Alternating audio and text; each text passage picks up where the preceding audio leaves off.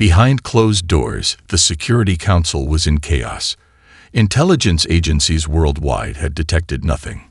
No warp signatures, no gravitational anomalies, nothing to suggest an advanced civilization had been monitoring Earth. The Vex then had simply appeared, as if stepping out from behind an invisible curtain.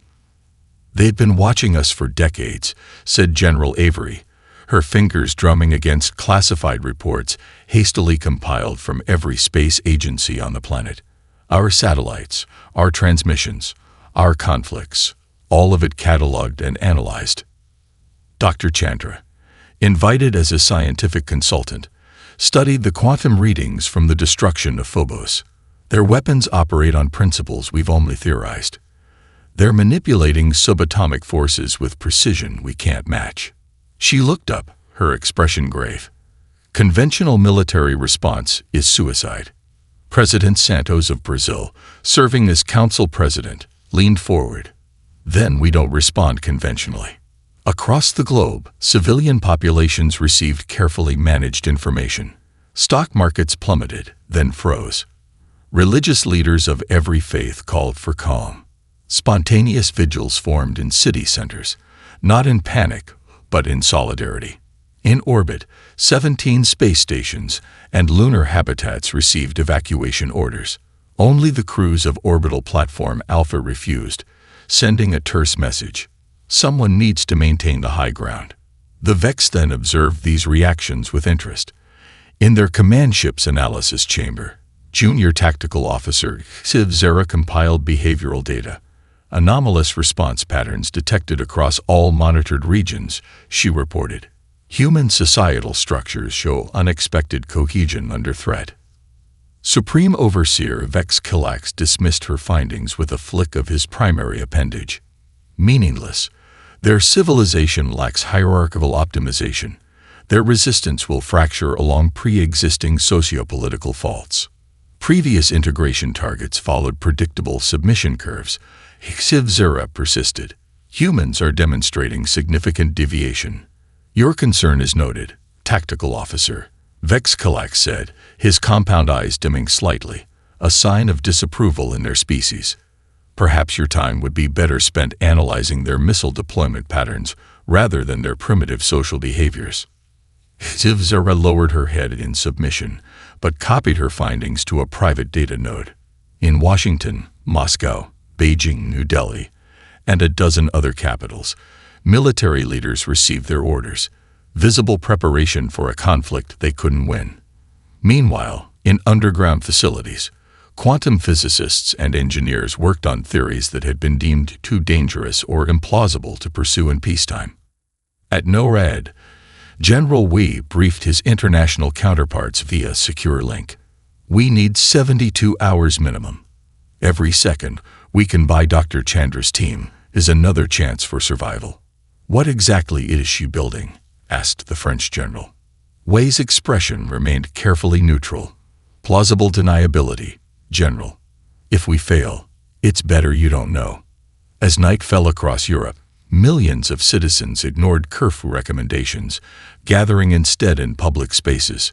In Paris, the crowds around the Eiffel Tower sang the Marseillaise.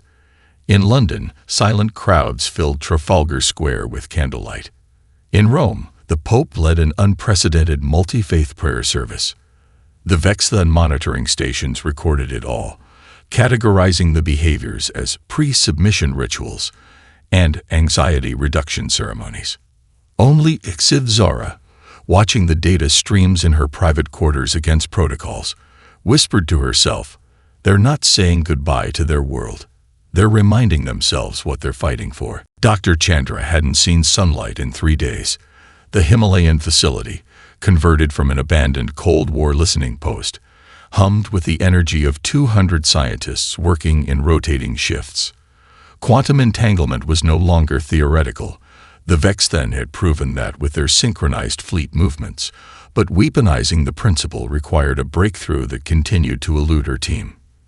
"The simulations keep failing at the dispersion phase," said Dr. Park, sliding a tablet across the workstation. "We can create the disruption, but it dissipates before reaching the secondary targets." Chandra studied the data, unconsciously twisting her wedding ring, a habit from her days as a doctoral student. Suddenly, she stopped. "We're thinking like humans," she said quietly. As opposed to thinking like them. Chandra pulled up footage of the Vex-Then fleet's formation changes. They're not linking ship to ship in a network. They're linking to a central quantum state, like spokes on a wheel. Park's eyes widened. One target, Chandra confirmed, already modeling the new approach. "We don't need to hit every ship. We just need to corrupt the reference state." 3 kilometers below the Pacific Ocean, in the Mobile Command Center U.S. Poseidon, General Wei studied real-time satellite imagery of Vex-Then deployments. The aliens had established a perimeter around Earth, with smaller craft entering atmosphere at regular intervals to conduct what appeared to be sampling operations. "They're studying our biosphere," explained Dr. Navarro, the xenobiologist, cataloging for potential resource extraction. "Can we intercept one?" Wei asked. Admiral Chen shook her head. "Not with current capabilities. Their hulls repel our targeting systems. Then we need better eyes." Wei turned to his communications officer. "Get me orbital platform Alpha." In space, the skeleton crew of Alpha had been conducting their own observations. Commander Rodriguez had repurposed the station's astronomical instruments to track Vex-Then movements. What they discovered chilled them. "General, they're mapping population centers," Rodriguez reported over the quantum-encrypted channel, categorizing them by density, infrastructure importance, and, he hesitated, resistance potential. "How did you determine that last category?" "Because Jakarta, Tehran, and Kiev are highlighted as primary targets, sir. Each had massive public demonstrations against surrender." Wei's expression remained stoic, but his knuckles whitened as he gripped the console. "Continue monitoring, Commander, and keep your EVA suits ready." In the executive bunker beneath Mount Weather, the American president signed the Antarctic Treaty Suspension, authorizing experimental weapons development in international territories. Similar orders were being signed in Beijing, Moscow, New Delhi, and London. Within hours, dormant research stations across the frozen continent roared to life. Scientists and engineers arriving by military transport, equipment being unloaded under the permanent night of Antarctic winter. Unknown to Earth's leaders, Vex-Then scout ships recorded all of this activity, feeding data to their command ship. Their algorithmic predictions showed a 98.7% probability of human military defeat within 3 engagement cycles. Only Xivzura's continuous monitoring revealed an anomaly. An unexpected spike in power usage from the Antarctic region, coupled with materials being transported that had no logical military application. Superconducting magnets, quantum computing arrays, and isotopes typically used in advanced physics research. When she brought this to her superior's attention, she was reassigned to atmospheric composition analysis, a task typically given to drones. As she left the command center, she copied her findings to her private node once more, adding a simple notation. Non-standard response suggests non-standard capabilities. In her private quarters, the data revealed something the Vex-Then algorithms had missed entirely. Humans weren't preparing for the war they could win. They were inventing one they might. The quantum disruption rippled through the Vex-Then fleet like a stone dropped in perfectly still water. On the command deck of the flagship, alarms screamed in harmonics designed to trigger immediate threat responses in Vex-Then neural structures. Display systems flickered between normal operation and cascading errors that scrolled too quickly to interpret. "Isolate the interference source," Vex-Calax ordered, his exoskeleton flushing the deep purple of rage. "Deploy countermeasures." The navigation officer's appendages danced across crystalline control surfaces, unable to comply. "Quantum reference state is destabilizing. We're experiencing temporal echo in the command protocols." For the first time in his 300-cycle military career, Vex-Calax felt something unfamiliar: doubt. This primitive species, barely space-capable, had somehow identified and exploited a vulnerability the hegemony's engineers had deemed theoretically impossible to target. In Earth's upper atmosphere, 3 seemingly obsolete satellites, their exteriors deliberately designed to appear as weather monitoring equipment from the 1990s, continued transmitting the specialized disruption pattern Dr. Chandra had designated quantum babble. "It's working," Dr. Park shouted, watching the sensor feeds. Around the Himalayan facility's command center, scientists who hadn't slept in days embraced, wept, or simply stared at the displays in disbelief. Chandra remained focused, her eyes never leaving the metrics. "Partial success only," she cautioned. "Their adaptive systems are already identifying the pattern. We have minutes, not hours." In the underwater command center, General Wei received the telemetry with grim satisfaction. "All defense systems to maximum readiness," he ordered. "They'll be disorganized, but not disabled. Hit their scout ships while their coordination is compromised." Around the planet, missile batteries, laser platforms, and hastily retrofitted electromagnetic pulse weapons locked onto the smaller Vex-thin vessels that had entered Earth's atmosphere. The simultaneous attack across a dozen fronts caught the aliens in a moment of unprecedented vulnerability. 16 scout ships crashed into ocean, tundra, and desert. 3 more managed erratic emergency ascents back toward the main fleet. None escaped undamaged. On orbital platform Alpha, Commander Rodriguez watched through the station's telescopes as the alien fleet attempted to regroup. "They're moving to a defensive formation," he reported. "But it's uncoordinated, like watching a centipede try to walk with half its legs injured." The victory was momentary, but profound. Humanity had bloodied the invader's nose. Aboard her scout ship limping back to the fleet, HFY performed emergency repairs on the quantum communication array. Her small vessel had been at the edge of Earth's gravity well when the disruption hit, sparing it the worst effects. As the only functioning communication officer in her squadron, she received the distress calls from other damaged ships. What fascinated her was not the technical achievement, though that was remarkable, but the strategic implications. The humans had targeted communication rather than weapons. They'd prioritized disruption over destruction. It was a tactic that showed not just intelligence, but understanding. When she finally re-established connection with the command ship, she found the fleet in disarray. Vex Calax had ordered all ships to revert to autonomous operation protocols, while engineers worked to establish a new quantum reference state immune to the human interference. Scout Officer HFY, the Supreme Overseer's voice carried even through the damaged communication system. "You will provide all sensor data from your Earth observations. Immediate compliance is required." Something in his tone triggered her analytical instincts. The Supreme Overseer wasn't just angry. He was afraid. The hegemony had conquered 18 species across 7 star systems, and none had managed what these humans had accomplished in less than an Earth week. As she transmitted her data, HFY added a private observation to her increasingly forbidden research. "They don't fight like prey. They fight like predators who have been cornered." Captain Martinez floated in the void between Jupiter's moons, the crippled Vex-thin scout ship looming before her like a jagged crystal cathedral. 20 meters behind, the stealth insertion craft maintained its position, running dark to avoid detection by any active systems on the alien vessel. Structural analysis complete. Lieutenant Chen's voice came through her helmet comms. 3 viable entry points identified. Primary hull breach on the ventral section appears optimal. Martinez acknowledged with a click, conserving oxygen.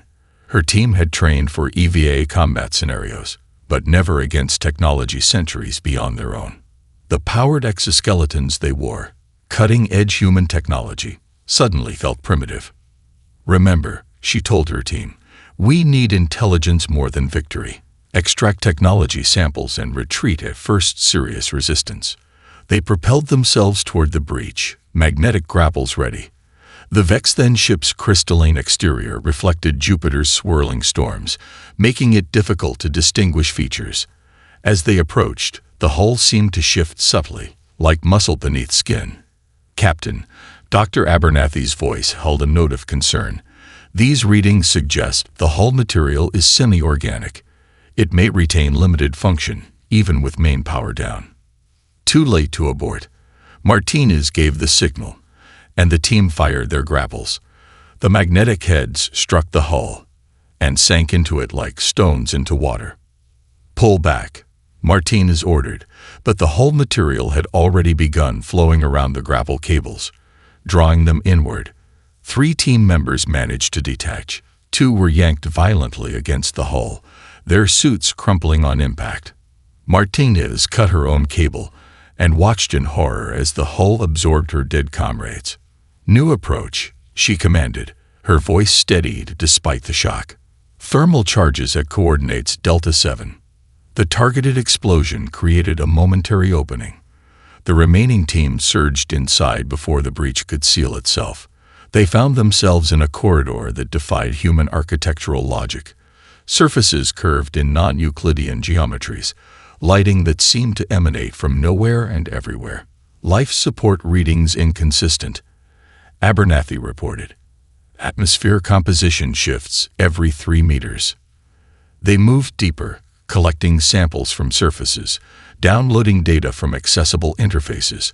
The ship appeared deserted, yet Martinez couldn't shake the feeling of being watched. In the central chamber, they found what appeared to be the bridge, and its sole occupant.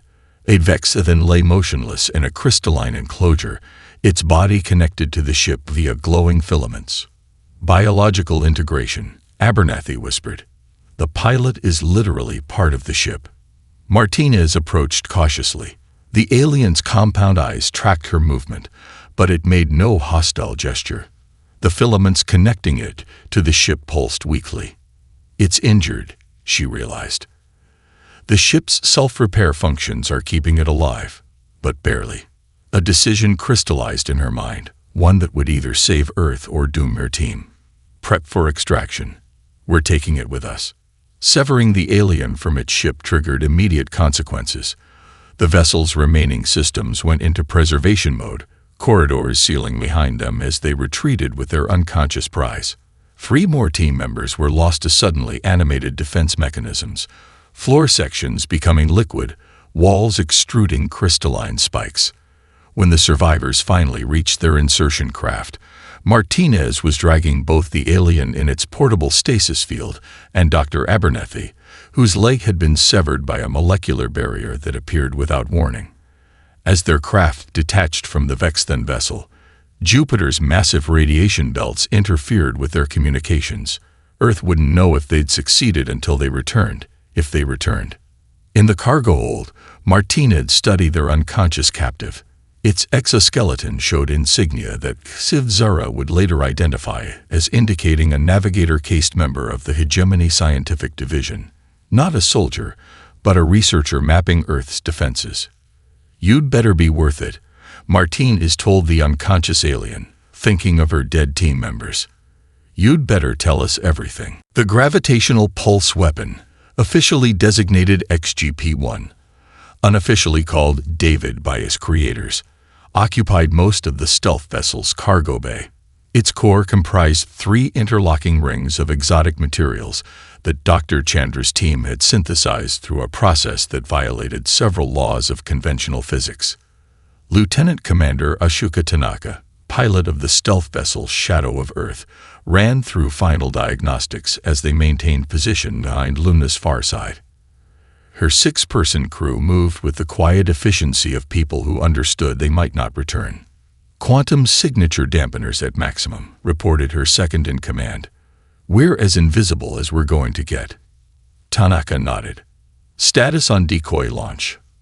428 missiles away. Vexithan defenses engaging as predicted. Tactical calculates we have a 7-minute window before they recognize the pattern. 7 minutes to cross 300,000 kilometers of space, deliver a weapon they'd never tested at full power, and retreat before the aliens could respond. Tanaka had flown experimental aircraft before joining the hastily assembled Space Defense Force, but nothing compared to this. "Initiate burn on my mark," she ordered. "Minimum emissions profile." No active sensors until final approach. The shadow of Earth slipped from Luna's gravitational embrace, its revolutionary propulsion system generating thrust without visible exhaust. The ship accelerated faster than any human vessel in history, but to Tanaka, watching the distance counters tick down, it felt agonizingly slow. In the weapon control bay, Dr. Inés Morales calibrated the gravitational pulse generator. The technology derived from Civzera's intelligence about Vex-then power systems, but translating alien concepts into human engineering had required intuitive leaps that couldn't be verified until deployment. If this works, she muttered to herself, we'll rewrite physics textbooks, assuming anyone's left to read them. The ship's AI projected their course through the scattered formation of Vex-then vessels. The aliens had adapted their deployment since the quantum disruption attack, positioning smaller craft as a defensive screen around their capital ships. But thermal imaging showed their flagship's position, its power signature distinctively brighter as it coordinated the fleet's movements. 4 minutes to optimal firing position, Tanaka announced. Weapon status: primed and ready, Morales confirmed. But Commander, there's something you should know. The power requirements for targeting the flagship specifically will prevent us from making a powered retreat. We'll be ballistic after firing. Tanaka absorbed this without visible reaction. No one had mentioned this particular detail in the mission briefing. Understood. Maintain course. 3 minutes later, the stealth vessel reached its firing position. Close enough for accuracy, still far enough to survive the immediate aftermath. The Vex then remained focused on the decoy missiles, their sensors designed to detect conventional propulsion and weapon systems. Target locked, Morales reported. Commencing firing sequence. The gravitational pulse weapon activated with a subsonic vibration that rattled the crew's bones despite the dampening fields. Instead of a visible beam or projectile, the weapon's effect manifested as a distortion of space between their position and the Vex-then flagship, a lens-like warping that bent starlight around its edges. When the pulse reached the alien vessel, nothing seemed to happen for precisely 3.8 seconds. Then, alarms blared throughout the stealth ship. Energy surge detected in the target. The sensor officer shouted, "Their power core is experiencing harmonic destabilization." On the view screens, the magnificent crystalline structure of the Vex-then flagship appeared unchanged, until a section near its center began to glow with increasing intensity. The light shifted through spectrums, starting with visible red, then moving beyond human perception into ultraviolet and X-ray wavelengths. They're ejecting their core, Tanaka realized. Brace for shockwave. The jettisoned singularity collapsed in a burst of Hawking radiation that momentarily outshone Jupiter in the distance. The stealth vessel's shields barely held against the energy wave, systems overloading across all decks. As darkness claimed the bridge, Tanaka's last conscious thought was satisfaction. They'd wounded the Leviathan. Earth had a chance. The particle beam that struck New Delhi left a perfect circle of glass where 20 square kilometers of city had stood moments before. The sand beneath the metropolis had vitrified instantly. Buildings and people vaporized without time for pain or realization. 6 million lives ended between heartbeats. In the command bunker beneath Mumbai, General Sharma watched the thermal imaging satellite feed with a face carved from stone. He had family in Delhi. Had family. Targeting systems indicate Shanghai is next, his aide reported, voice quavering. Impact in approximately 40 seconds. Launch countermeasures, Sharma ordered. All of them. Above Shanghai, a desperate defense unfolded. Experimental atmospheric ionization generators created artificial lightning storms. Electromagnetic pulse satellites targeted the incoming Vex-then weapon platforms. Civilian evacuation had barely begun. 15 million people still within the projected impact zone. The particle beam fired and fractured against the ionized atmosphere, splitting into dozens of less concentrated beams that carved smoking trenches through the city instead of obliterating it entirely. The death toll would still reach into the hundreds of thousands, but millions would survive. Aboard the command ship, Supreme Overseer Vex Kellax received the analytics with mounting frustration. Unacceptable, he chittered to his newly appointed science director. Their defensive adaptation should be impossible without prior knowledge of our weapon systems. The science director's manipulator appendages twitched nervously. There are concerning indications that the humans may have obtained classified technical data. Explain. Scout Navigator Xivzera's vessel was recovered near the gas giant, but she was not aboard.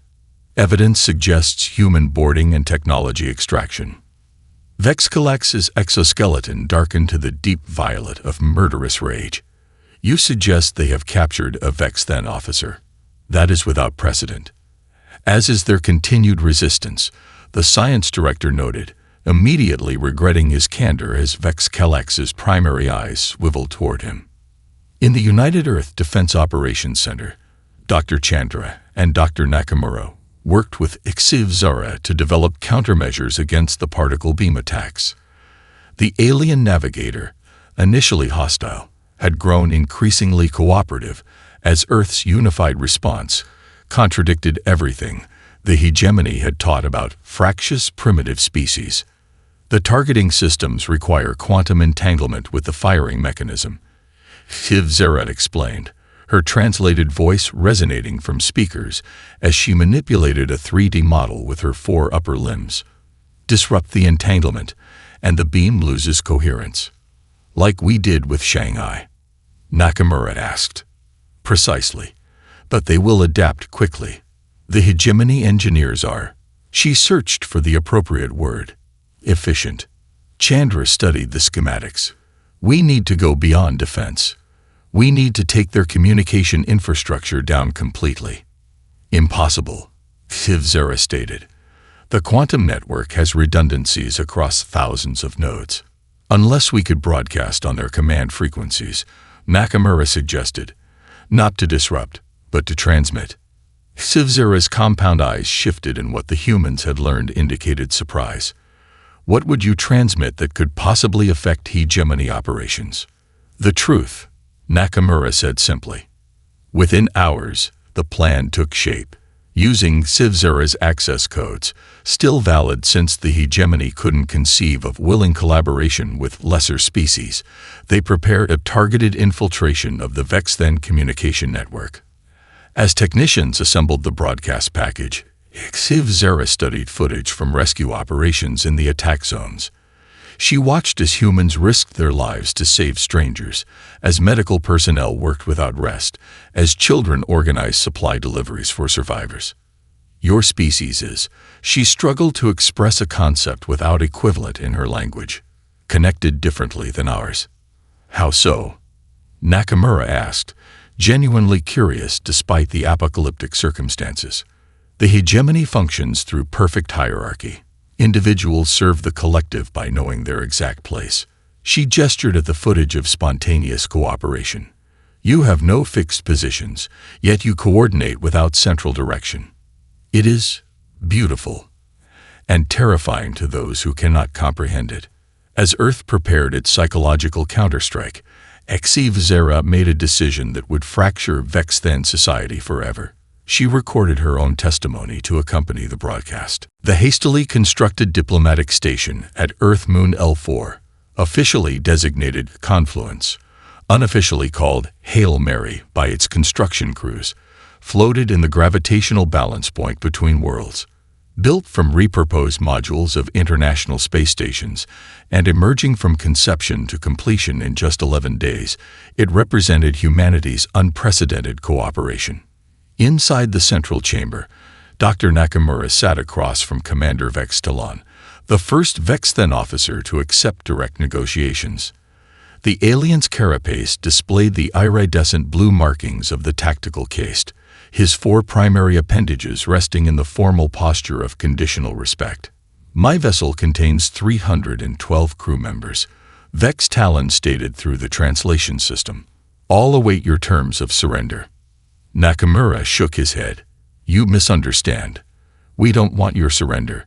We want your alliance. The alien's compound eyes performed the rapid oscillation that indicated confusion. Clarify. We are enemies.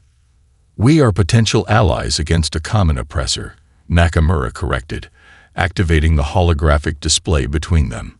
It showed footage from Sivzura's personal records. Hegemony Council meetings where lowercase Vexthan were casually sacrificed for efficiency, breeding programs that eliminated aberrant individuals exhibiting independent thought, and most damning, the Council's contingency protocols for fleet commanders. Your hegemony has standing orders to atomize your vessel should you negotiate rather than succeed, Nakamura explained. They consider you expendable. We do not. Vextalon's appendages twitched in the Vexthan equivalent of discomfort. These records could be falsified. They could, Nakamura acknowledged. But you've seen how we fight. Not to annihilate, but to preserve. Would a species that values life falsify information to create unnecessary conflict?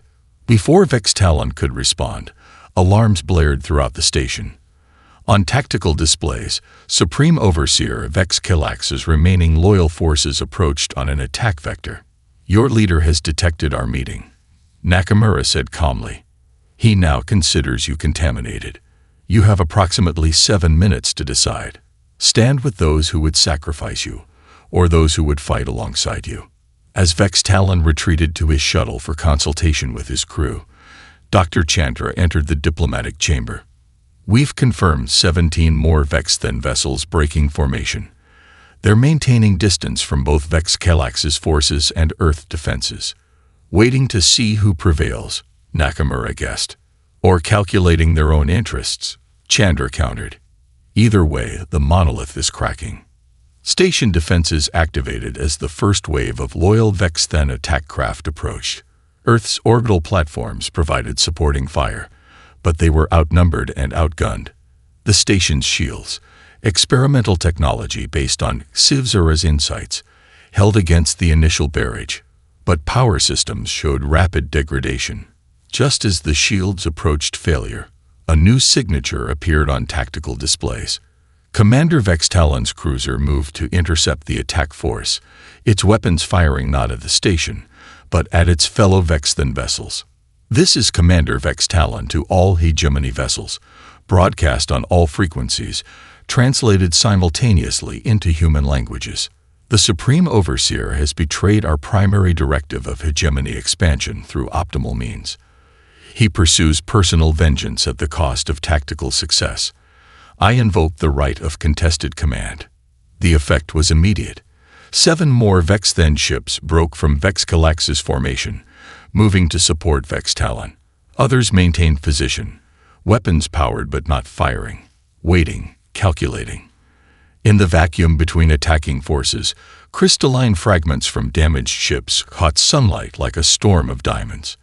Earth forces called it the Glass Graveyard. The Vexthan would later name it the Fracture of Unity. As the battle raged, Earth continued broadcasting not threats but cultural transmissions. Museums transmitted their greatest artworks. Libraries shared their knowledge. Musicians played for an audience of confused alien warriors. Most effective were the family recordings. Children playing while parents watched with obvious affection. Multi-generational gatherings, where elders were treated with respect rather than utilitarian evaluation. Siblings supporting each other through hardship. To Vexthan eyes, evolved in a society where offspring were collective resources and genetic lineage meaningless. These images were more alien and more fascinating than any weapon humanity could deploy. The arrival of the Council ships changed the conflict's geometry. 3 massive structures, less vessels than mobile habitats, emerged from faster-than-light transit with the characteristic quantum ripple that temporarily distorted nearby space. Each dwarfed Vexkilax's command ship, their crystalline surfaces catching sunlight in patterns so complex they appeared to shimmer like living organisms. On Earth, every defense system activated simultaneously. In orbit, the remains of humanity's military satellites reoriented toward the new threat. But the Council ships made no aggressive moves. They simply held position, observing. Within the largest Council vessel, the deliberative chamber hummed with the subtle frequencies of high-case debate. Council Elder Vex Morith, over 700 cycles old, regarded the holographic display of Earth with multiple eye clusters. This situation defies precedent, she noted, her voice carrying harmonics impossible for humans to perceive. A Stage 3 species successfully resisting integration. More concerning, added Science Elder Vex Cordal, is the philosophical contamination among our forces. 17 vessels now openly support the defector commander. Military Elder Vex Doran's carapace flushed the deep green of strategic calculation. Supreme Overseer Vex Kilax has failed to adapt to unexpected variables. The resource expenditure now exceeds potential extraction value by a factor of 7. There is another consideration, Vex Morith said. The humans have demonstrated quantum manipulation capabilities well beyond their expected development timeline. Their defensive innovations, while primitive, show remarkable adaptability. The unspoken question hung in the chamber: was this species more valuable as an ally than a conquest? On the diplomatic station, now relocated to a more defensible position near Earth's L1 point, Dr. Chandra, General Wei, Dr. Nakamura, and Civ Zera prepared to meet the Council delegation. The first official diplomatic contact between humanity and the hegemony's highest authority would shape galactic relations for centuries. Maintain absolute clarity on our non-negotiable points, General Wei reminded the team. Sovereignty is not discussable. Civ Zera adjusted her translation device, now modified to express human emotional nuances through Vex-Then sensory channels. The Council does not understand compromise as you do, she cautioned. They recognize only advantage and disadvantage. Then we must ensure they see greater advantage in peace than in continued conflict, Nakamura said. When the Council representatives arrived, 3 towering Vex-Then, whose carapaces bore the intricate markings of authority, the humans stood their ground. Earth's demands were presented without posturing: immediate withdrawal from the solar system, reparations for lives lost, and permanent recognition of Earth's independence. But then came something the Council clearly hadn't expected. Dr. Chandra activated a holographic display showing technological schematics, advanced quantum field generators, gravitational manipulation systems, and theoretical faster-than-light drive modifications derived from studying Vex-Then technology. We offer knowledge exchange, she stated. Not submission, but partnership. Your specialists work with ours. We develop technologies neither could create alone. The Council representatives communicated among themselves in rapid frequencies, their translator temporarily deactivated. When they resumed dialogue, their tone had shifted subtly. Your proposal presents unusual efficiency parameters, the military elder acknowledged. However, certain concepts require clarification. This term, alliance without hierarchy, contradicts fundamental organizational principles. Dr. Nakamura stepped forward. Perhaps a demonstration would be more effective than explanation. He activated footage from the rescue operations following the attacks. Rival nations providing aid without demanding concessions, civilian volunteers coordinating without central authority, scientific teams sharing discoveries freely across borders.